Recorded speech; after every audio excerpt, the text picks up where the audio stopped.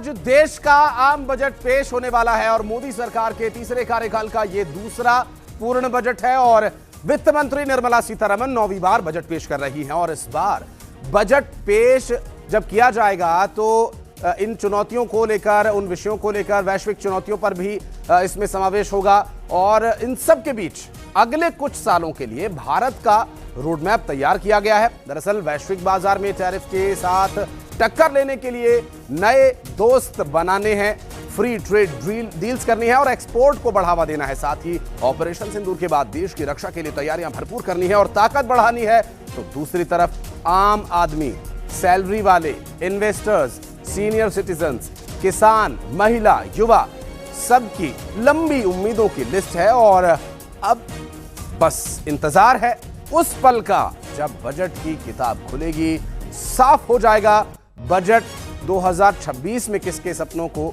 कितनी राहत मिली और अब 2027 के इस बजट जो 26 और 27 का जो बजट होगा उसमें डॉलर की ओर बढ़ रहा है।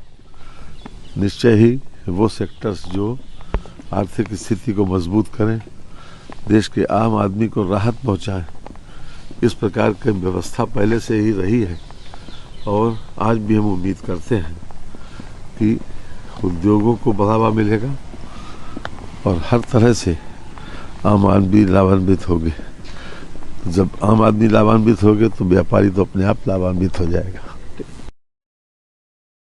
प्रतिक्रियाओं का देखिए दौर आना शुरू हो गया है और उत्तर प्रदेश के वित्त मंत्री की प्रतिक्रिया आप सुन रहे थे और साथ ही चूंकि ये एक ऐसा बजट होगा जो न सिर्फ देश बल्कि राज्यों की सरकारों पर भी सीधा असर डालेगा और मोदी सरकार की इस 3.2 वर्जन का ये दूसरा बजट है। ऐसे में आज संसद में जब आम बजट पेश होगा उस दौरान सभी की निगाहें होंगी स्क्रीन पर, क्योंकि न्यूज़ 18 महा कवरेज इस बजट पर लेकर आया है और बजट फाइनेंशियल ईयर 2026-27 का ये बजट, इसमें क्या कुछ है प्रावधान और क्या है इसकी विशेषता, इन सभी विषयों से जुड़े जो महत्वपूर्ण बिंदु सदन के पटल पर रखे जाएंगे वो तो हम आप तक पहुंचाएंगे ही। साथ ही एक्सपर्ट्स की राय, आम लोगों की सहूलियत के हिसाब से कितना मुफीद रहेगा ये बजट, इन सभी विषयों पर। और देखिए अभी तो चूंकि बजट पेश होना है तो आगे आने वाले समय में जो बजट का असर व्यापक रूप से देखने को मिलना चाहिए वो कितना मिलेगा, ये सब तो बजट पटल पर रखे जाने के बाद स्पष्ट हो ही जाएगा। लेकिन उम्मीदें कितनी हैं, उन उम्मीदों को लेकर लगातार प्रतिक्रियाओं का दौर आप तक पहुंचाते रहेंगे।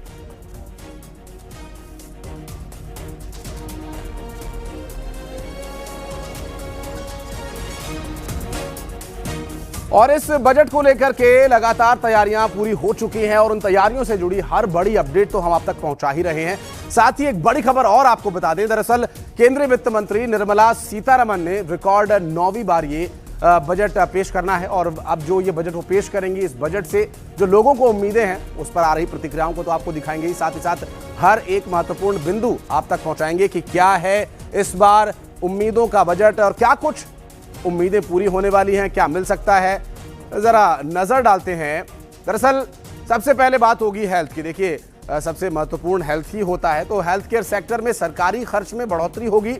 उसके बाद उस हेल्थ की सुरक्षा के लिए डिफेंस की बात करेंगे, तो डिफेंस में स्वदेशी उत्पादन को बढ़ावा देने की संभावनाओं पर भी यहां काम होगा और इसके अलावा इंफ्रास्ट्रक्चर प्रोजेक्ट्स को नई रफ्तार मिलने की उम्मीद है। फिर चौथे नंबर पर रियल एस्टेट की बात होगी, जहां रियल एस्टेट सेक्टर में सस्ती दर पर उम्मीद है कि ब्याज यहां और सस्ता होगा। साथ ही 5वें नंबर पर अफोर्डेबल हाउसिंग से जुड़े ऐलानों की भी कहीं ना कहीं आम और मध्यम वर्गीय लोगों को उम्मीद है। इनकम टैक्स से जुड़े फैसलों पर सबकी निगाह रहेगी। मिडिल क्लास को टैक्स स्लैब में राहत मिलने की पूरी उम्मीद है। नई टैक्स व्यवस्था को और राहत भरा बनाने की भी संभावना है। आज आर्टिफिशियल इंटेलिजेंस से भला आप अछूते कैसे रह सकते हैं, तो ये भी एक महत्वपूर्ण बिंदु रहेगा इस बार बजट का।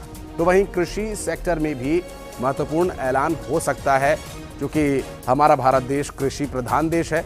ऐसे में आज संसद में बजट पेश करते वक्त वित्त मंत्री निर्मला सीतारमण 75 साल पुरानी परंपराओं को तोड़ सकती हैं। वित्त मंत्री इस बार अपने बजट भाषण के पार्ट बी में भारत की इकोनॉमी के भविष्य को लेकर विस्तृत विजन पेश कर सकती हैं। दरअसल अब तक के आम बजट में ज्यादातर अहम बातें पार्ट ए में हुआ करती थीं, जबकि पार्ट बी आमतौर पर टैक्स और नीतिगत घोषणाओं तक ही सीमित रहता था। लेकिन इस बार के बजट में पार्ट बी में सरकार की शॉर्ट टर्म प्राथमिकताएं, लॉन्ग टर्म के टारगेट्स दोनों को सामने रखा जा सकता है और इसमें 21वीं सदी के दूसरे चरण में प्रवेश कर रहे हैं हम। ऐसे में भारत की लोकल स्ट्रेंथ और ग्लोबल एम्बिशंस पर पूरा फोकस रहेगा। देखिए, परंपराएं समय के साथ बदलती हैं, टूटती हैं और इन परंपराओं में जो पार्ट बी वाला हिस्सा है वो इस बार तोड़ा जा सकता है। और वित्त मंत्री निर्मला सीतारमण ने यूं तो बहुत सारे कीर्तिमान स्थापित किए हैं। ऐसे में कुछ और महत्वपूर्ण बातें जो बजट की तैयारी में, बजट से उम्मीदों को लेकर हैं, उस पर बातचीत करने के लिए चलेंगे। हमारे सहयोगी संदीप पांडे इस वक्त हमारे साथ जुड़ गए। संदीप, आज की सुबह बहुत ही महत्वपूर्ण और हल्की फुल्की बारिश, बूंदाबांदी के बीच कई परंपराओं के टूटने की संभावना है और ये सब देश के हित में हो, ये बात आज बजट में पेश करने की कोशिश होगी। क्या कुछ तैयारियां हैं, क्या है डिटेल्स अपने पास संदीप? देखिए, बिल्कुल सही कह रहे हैं, कई परंपराएं टूट रही हैं क्योंकि स्वतंत्र भारत के इतिहास में पहली बार रविवार को आम बजट पेश हो रहा है और कुछ ही घंटे बाद देश का आम बजट लोगों के सामने आ जाएगा, क्योंकि 8:45 पर जो केंद्रीय मंत्री हैं वित्त निर्मला सीतारमण, वो कर्तव्य भवन जाएंगी। इसके बाद राष्ट्रपति से भी मुलाकात करेंगी। साथ ही 10 बजे के करीब वो सदन पहुंच जाएंगी और 10:15 बजे बजट को लेकर कैबिनेट बैठक होगी। वहीं 11 बजे उनका भाषण सदन में शुरू होगा, यानी कि बजट पर वो भाषण देंगी और बजट पेश करेंगे। अगर वहीं बात करें इस बार की बजट, तो बेहद महत्वपूर्ण माना जा रहा है, क्योंकि एक तरफ ट्रंप टैरिफ है और विश्व भर में आर्थिक चुनौतियां बनी हुई हैं, तनाव बना हुआ है। तो ऐसे में ये बजट जो भारत का आ रहा है बेहद महत्वपूर्ण माना जा रहा है, क्योंकि इन सभी समस्याओं से निपटने का इसमें समाधान होगा और विकास की गति को देने वाला बजट होगा। साथ साथ आम लोगों के जनजीवन को भी इस बजट में साधा जाएगा। खासकर हेल्थ सेक्टर में बजट की बढ़ोतरी हो सकती है। वहीं आधुनिक युद्ध के हिसाब से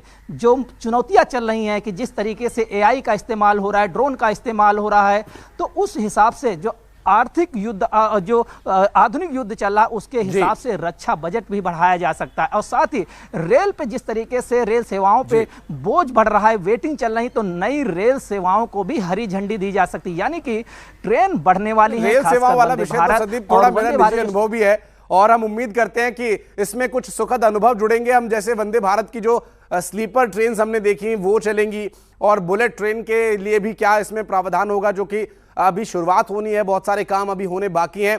तो इन सभी विषयों पर लगातार डिटेल्स लेने के लिए हम आपके पास संदीप लौटते रहेंगे। बहुत बहुत शुक्रिया आपका इस पूरे विषय पर जानकारी देने के लिए।